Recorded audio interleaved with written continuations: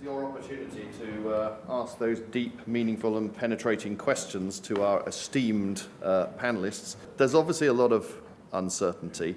To each of the panelists, I would ask, really out of all this legislation that's coming up, what is the one thing that keeps you awake? And not, please refer to MiFID and not your personal life, but what is the one thing that you think? So, Stephen, let's go back to you. There's a lot out there. What do you think is the biggest concern outside of the time delay? I'll take that away from you. Well, I think there are two parts to this. One is that, as a regulator, I think we have concerns about risk which are not necessarily directly tied to pieces of legislation.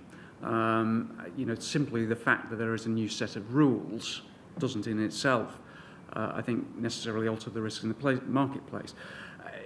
In relation to MiFID II, I would say that the specific thing that worries us is, this is a big bang in terms of change, relatively few transitionals, and I think inevitably we don't fully understand what impact that will have on the market.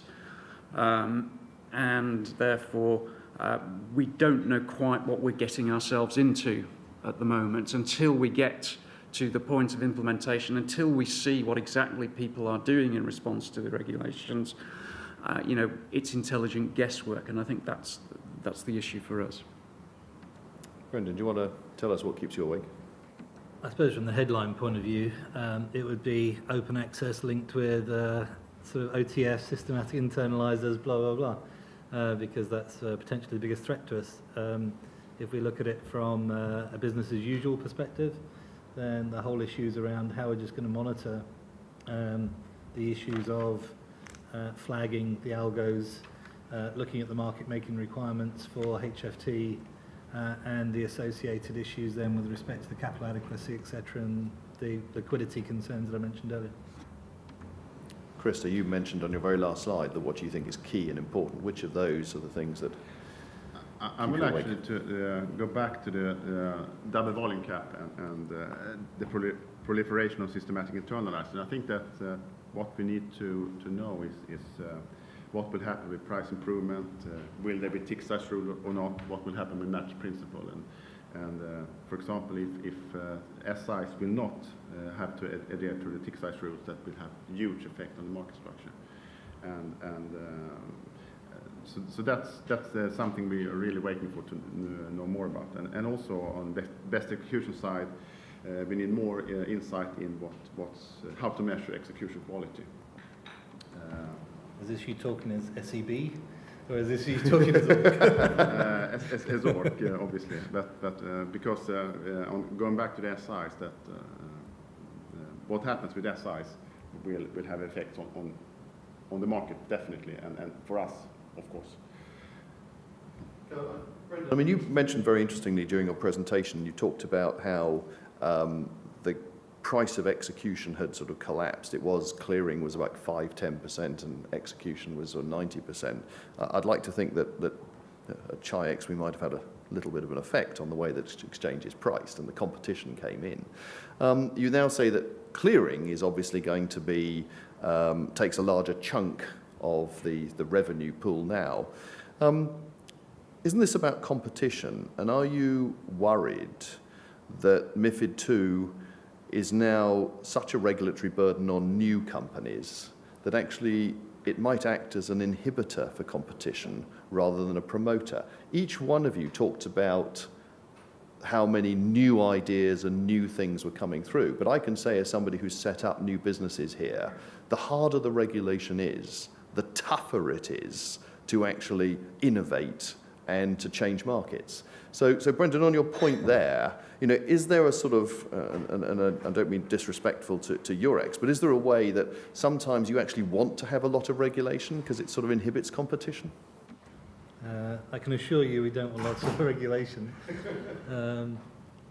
I suppose the way that we would view it is that we would view ourselves as somewhat a low-cost provider for a longer period of time than most of our competitors, in that we've always been a one-price-fits-all, as it were, rather than differentiating between end customer versus proprietary trading. So if we're really looking, when I was talking about the splits between clearing and trading, that actually isn't the same as in the cash equity world, and that there's actually been a reduction in pricing, because the pricing has been the same for the last 15 to 20 years and hasn't changed actually from that perspective. Some people would argue, well, commissions have come down, therefore exchange prices should have come down, but we might argue that actually we were too low priced in the first place. I think the issue there really more is that traditionally, if you looked at the old life days, it would have been a case of 25p trading and 3p to LCH for the clearing.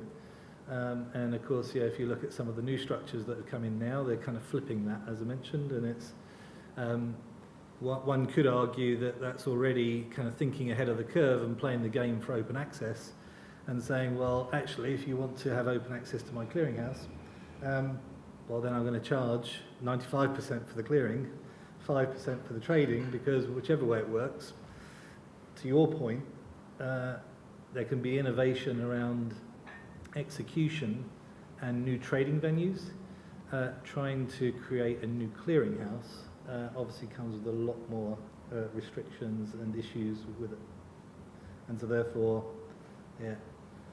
it's the if you can't beat them, join them, unfortunately, kind of strategy that maybe then wins out, where if that's, we could talk to lots of potential groups that we see as being OTFs, and as I alluded to earlier, just go to all of them and say, hey, look guys, we're open for business, just hook up to our API, feed it all through for clearing, because basically we see you as a great distribution network, but we don't see you becoming a clearinghouse anytime soon. Chris, did you want to add, you talked about sort of the number of SIs that will increase, which I tend to agree with you, but do you want to add any comments on there on sort of the innovation side? You were impressed by some of the innovation with our paper. I can see about what you're getting at, Alistair, on the innovation, but I think on the regulation, where we have really hard new rules that you have to trade or find another way to trade. I think the double volume caps will force actually trading into SI and force new type of innovation. So it's not market forces. Innovation is not led by market forces; it's led by regulation. And in that case, I think that the probability of innovation is higher. I'm convinced that we will see much more. And for example, BATS continuous auction is just one example. Do you think there's any chance that some of the smaller companies out there, with the burden of regulation, I mean, maybe Stephen, you must have thought through this with the FCA, that the burden of regulation is actually going to prevent small companies from growing? Potentially, they won't be able to exist. The big get bigger, and the small just fade away. Do you think there's a potential for that? Yes, as I said in my remarks, I think there is a general issue that where you have more regulation and more complex regulation, that can be seen to advantage larger players over smaller players. But we are a regulator now with a competition objective and with competition power. So when we are thinking about issues around regulation, we are trying to think those through from a competition perspective. And also, as you've seen sort of from Project Innovate, try to be, as an organisation, open to new ideas and to new approaches to doing business, to try and facilitate innovation and competition. But when you're faced with 1,500 pages of technical standards, inevitably it's going to be easier for a large investment bank than for a new entrant to the market to deal with that. Look, I'm going to open it up to the floor. I'm sure there's plenty of questions. As I said, the embarrassing thing is I probably recognise at least 50% of you, so I can fire questions at you if you're not forthcoming with good ideas. And anybody got any questions right now before I carry on? Yes, Anna. Oh, right. Okay, hi, Anna, Working North. Just had a question for Stephen. terms of market abuse, in terms of market manipulation and stuff in the markets. We see lots of demand for products that check for those things. What about best execution? I mean, we have the FCA thematic review asking different banks what was their process with best execution. Do we feel like there's going to be fines in the future that are going to make banks and other participants really take it much more seriously? Well, I think what you can take away from the thematic review is that us, from our supervisory point of view, are going to be putting more effort into looking at best execution than we have done historically. We're not going out there with the intention of catching people out and taking enforcement activity. That will simply result if we find that people have been, egregiously not following the rules. What we are trying to do is to ensure that people understand what the rules are and come up to the relevant standard. So I cannot predict whether or not there will be fines in relation to best execution, but people need to be aware that it will be a focus of supervisory effort. Sorry, Steve, could you just remind me what the definition of best execution is again? Right, Matt, do you have a question? I think the first thing I think when we're looking at talking about delays and all that sort of thing, I think it's a bit of a distraction because we've got what we've got. And I think what happens. But one of the elements I don't think anyone's focusing on is actually the issues of clarity that's coming through here. We've got some real challenges that if we look at the trading obligation for derivatives in particular, if you are a European entity, potentially you cannot trade in APAC, for example, or in the US, depending on your legal structure, because you're not going to have equivalence of trading venues abroad, which is going to be a huge political issue that needs to overcome. And that is a massive systematic problem. How are we going to get this resolved, and how are we going to start seeing these results coming through in the industry? And because, even if we get a delay, these things need to be discussed and sorted out now, because we just need to look at the issues of clearing equivalence as well. Yes, we are concerned about the issue of equivalence for trading venues. It's something that we have been raising already with the Commission, also talking to the US authorities about. We want to be in a situation in which there are equivalence determinations in place so people can trade on venues, but inevitably the process is political, it takes time, but we are pressing for that process to start as soon as possible so that we can try and arrive at a situation where, when the legislation goes live, there are equivalent venues in place. We actually, apart from just the dog has eaten my homework from my son, I've got a question here, which is, what is the reason there are no transitionals? Actually, a great question, because I'd like to have asked you that as well. No transitionals in the implementation. Is there a possibility for a change regarding this, considering there's a delay? I mean, what was the logic behind that?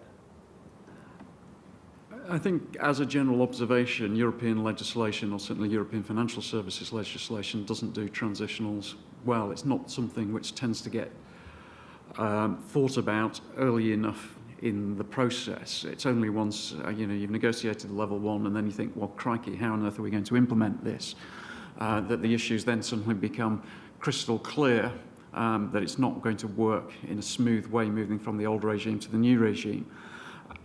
I think Kay Swinburne was making the point in the Econ hearing on Tuesday that the issues here are not just about whether it's the 3rd of January 2017 or whether it's the 3rd of January 2018. It's about what we do between now and then to ensure that the transition is as smooth as possible.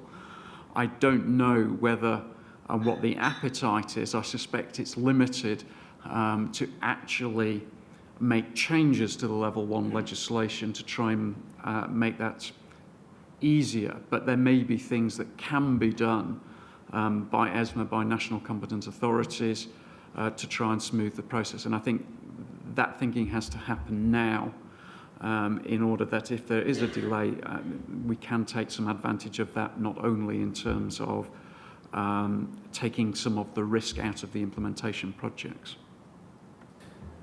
Oh, goodness gracious me. Sarah, sorry. Just on transitionals, at a conference yesterday, and I just wondered if you had a view about the bedding down period and whether or not we'll have consequences.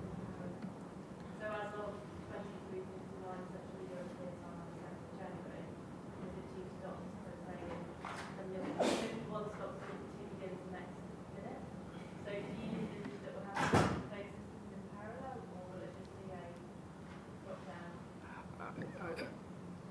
Are you specifically transaction reporting? I think we would be keen to see that there is a switch over from one system to another rather than that we're running two systems in parallel, because that's costly for us and costly for the industry. Just following on the theme of no transitionals, obviously the non-equity systematic internaliser regime or the introduction of that is a very significant aspect for all of us in the fixed income world. And in terms of the implementation challenges for that, because there is, I think, only one fairly minor delegated act on Article 18, which doesn't really, which tackles a point not related to the fundamental aspects of what you have to quote, how you have to undertake to transact, what the limits can be on that, etc., the things I touched on earlier. Because there are no delegated acts on that, in terms of implementation challenges, it would appear that one is really left with guidance from ESMA. Now, given that guidance from ESMA is one would expect will be towards the tail end of the next year or so, depending on implementation happens, and also given the fact that the European MEPs were hinting that they would expect to have full oversight of the ESMA Q&A process, suggesting further delay to that process, it potentially leaves us with very little time to get guidance and clarity on some of those very important aspects. And would, for example, FCA for the UK market step into the breach and provide that guidance?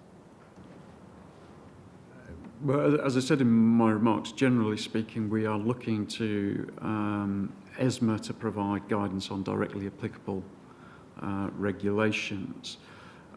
Work is being done now within ESMA in looking at the sort of list of questions, including around the systematic internaliser regime. But yes, the challenge is when exactly ESMA will be allowed to put those into the public domain. And so I think in the main it's not going to happen until there is sufficient certainty that the political processes around the implementing measures are completed. But we recognise the challenge, and we recognise the sorts of issues which people are raising with us. You know, the process is imperfect. We will be doing our best within the limits of the process to assist people in understanding what their obligations are. Unfortunately, that's as far as I can go. Other questions? Yeah. I have a general level question about how specific the regulation has to be. So, for example, very specific rules like the 4%, 8% for the level volume cap. And there are examples of very generic rules like trade manipulation rules from Dodd-Frank Act, where they attempt to manipulate is punishable, but there are no specifics of what constitutes manipulative behavior. And one of the concerns is that detailed requirements may have unintended effects and may cause behavior that is not expected. So what is your view? Well, I think this is a general challenge in writing laws and regulations that, you know, if you take a broad approach and a high-level approach to writing laws and regulations, that provides a degree more flexibility, but people are concerned that it also leads to uncertainty as to what their obligations are and what they need to comply, and you know, potentially ends up with them taking a more conservative approach than they would otherwise do because they're concerned about a potential enforcement action. The difficulty is once you become much more specific, then that can also have unintended consequences. There are things you haven't thought of. You end up with something, as I say, with the double volume cap, where everything is specified in the level 1 legislation, and that's very difficult and timely to change. It's always about striking a balance. I think occasionally MiFID gets the balance right. Sometimes I'm sure it'll be getting the balance wrong. Any other questions out there? Right, okay, well, I wanted to move on to data and ask the question towards Krista and Brendan. Paul Stevens sort of been answering all the questions just recently. Data. I mean, if you take a piece of paper and cut it in two, I remember doing this as a child, and then you cut it in two again, and you cut it in two again. If you do it 50 times, anybody any idea just how large that pile of paper is? you want to hazard a guess? Well, I can tell you now it's out of this universe. It's not even just in our universe, it's way out of it. It's massive. And what worries me is the politicians have turned around, having recently done a study with Liquid Metrics about market toxicity and taking every single trade there is in the European market on every single platform and looking at the time, 50 milliseconds right the way out to 5 minutes. And we looked at it and did it for a week because the amount of data for a month was just massive. Is there a worry here, and you talked about data, Krista, in your presentation, that politicians have sat down and said, jolly good idea, you know, we all ought to collect lots of data, it's very valuable, very useful, which I agree. And yet the amount of data that they're talking about is not just 1 week's supply, we're talking of 5 years of data for exchanges, and not just trades, but all tick data and stuff. This is pretty onerous. So Brendan, on your side as well, you know, you, like us, you know, running an exchange, you've got a massive amount of data. How are you going to tackle that? Is this a real issue going forward that the, not say the regulator, but maybe the politicians have pushed a stage too far? Can you go first? Yeah. Well, I don't know actually, but there is obviously technology to store data, and in previous job we stored 2 billion a day, and I understand that for a medium-sized or smaller firm it could be quite a challenge to do this, but they have to, of many reasons. So the technology is there actually today to store massive amount of data and also analyze it. So I'm not so worried about that actually. So do you see this as a business opportunity? Absolutely. The plug. Brendan, yourself, I mean, you run a much bigger exchange than little old Aquis here. So. No, I think, yeah, on one side, as you say, there's perhaps an opportunity there in terms of being able to look at the data and glean more from it, which is probably something that we don't do enough of today and should be doing. But certainly the principle now of just having to monitor the idea of a high-frequency trader and him fulfilling his market maker requirements and what we have to do already today with just respect to option products, you can imagine that the frequency of updates that you're going to get for a Bund or a Eurostoxx future or for some of our high-volume cash equity products, that's just huge. And you know, one of these, you know, as you say, there are potential sort of systems out there that you can deal with that with. The issue, I suppose, again, though, is that perhaps there are opportunities off the back of it, but short-term, it's just increased cost. Because you're going to have to be able to store it somewhere, and you know, of course, with all the transactional reporting, etc., as well, then we get involved in a lot of that as well at the same point in time. And I suppose RegistTR was an example where there was an opportunity, and we are actually fulfilling a service in that particular regard. But at some point in time as well, I suppose there's the question of there's more data coming through. The only entities that have all of that data are the regulators. And I suppose the big question in the marketplace a lot of the time is, what is it that the regulators are doing with all that data? And you know, should it be the fact that there's a more economical way of ensuring that everybody can actually store it in a given place, and that there should be greater access for data scientists to actually do something useful with it? Because I'm not sure that if the next Lehman comes along that everybody will suddenly start looking at the data and say, well, it was obvious, wasn't it? Oh, shit, it's happened already. Is that, I mean, I've heard rumours that data is one of the issues for the delays. Is that, do you think there's any truth in that?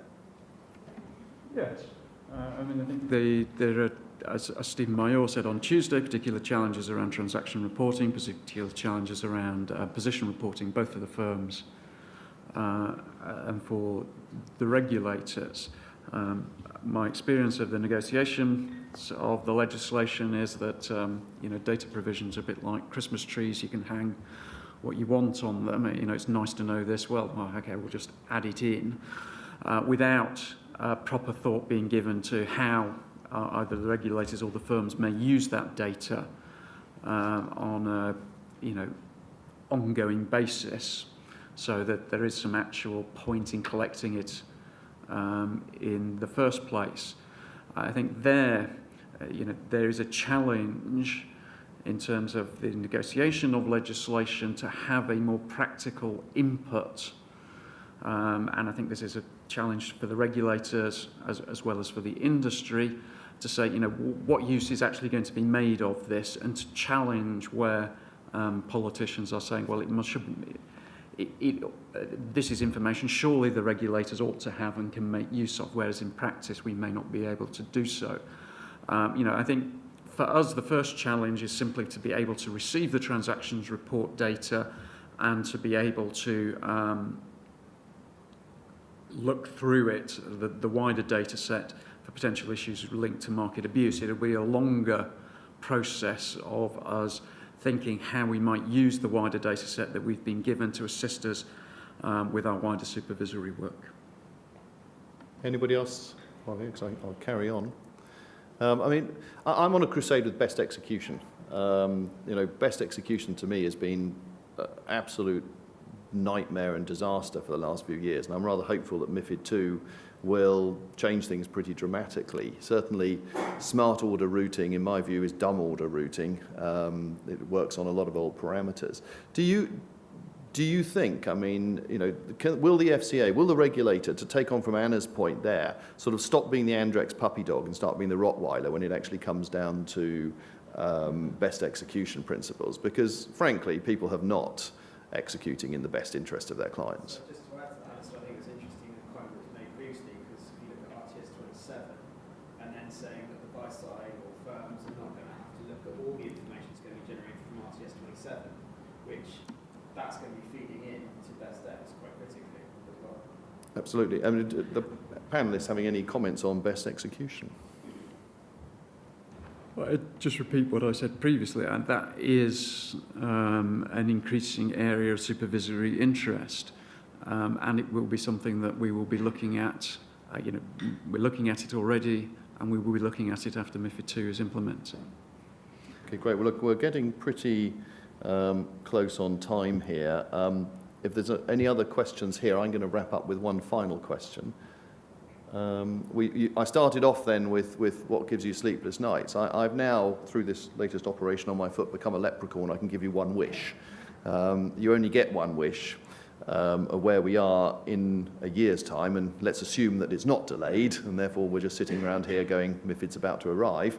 We'll start the other way around, but Krista, what's your one wish? What do you want out of this more than anything else? I must say the best execution working practice, really, that is used by both sell side and buy side to get the best execution for the clients. Really to use it for real in practice. Brendan, one wish. The headline one, again, of course, is open access goes away.